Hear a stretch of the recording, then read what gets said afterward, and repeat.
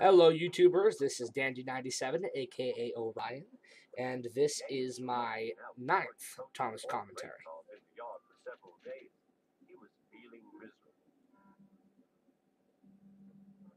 This episode is Foolish Freight Cars, and it's almost a continuation of the previous story, which actually combined two stories, which was James of the Top Hat and James of the Coaches.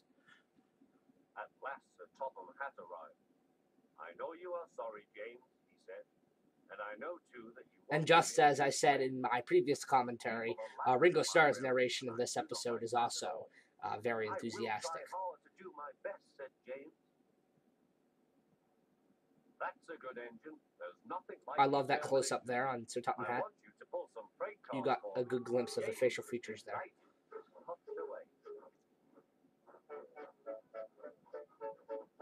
And once again, Thomas makes a cameo.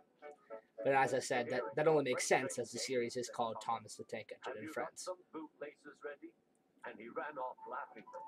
Although I am curious as to why he is shunting at Knapford, even though just in the last episode and the episode before that, he was working on his branch line. Doesn't really make any sense to me, but no one's questioned it so far. And this episode, as in the previous episode, uses James's theme wonderfully throughout the episode. This is a slight variation on the one that we heard in James Was a Lesson, but it is used to great effect to show his struggle with the cars down the line and up Gordon's Hill. And each time the trouble had to be put right. And each time James would start again, determined not to let them beat him. Give up, you can't pull us, you can't pull the cars. I can and I will, And I really go back and forth on James. Sometimes I like him and sometimes I don't. At last they saw Gordon. And in these first few episodes that he's introduced in the first season, I really do like him.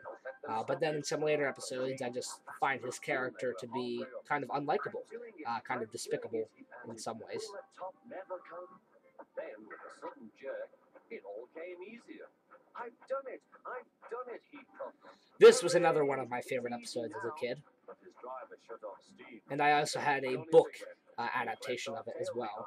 Look, the last cars were running backwards down the hill. The coupling had snapped, but the conductor stopped the cars and got out to warn approaching engines. That's why it was easy, said James, as he backed the other cars carefully. And here again we see Edward kind of helping out the other engines and being available to be a back engine up Gordon's Hill. Thank you, answered James. I'll pull them myself. Good. Don't let them beat you. You're doing well, whistled Edward, as James slowly struggled up the hill. I can do it, he puffed. He pulled and puffed as hard as he could. I've done it, he panted.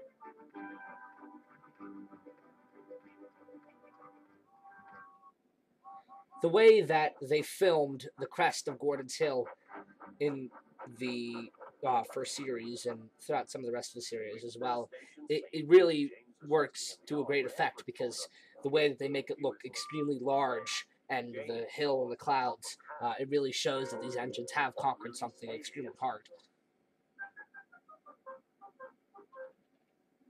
But Sir Topham Hatt was smiling. I was in Edward's train and I saw everything, he said. You've made the most troublesome train on the line behave.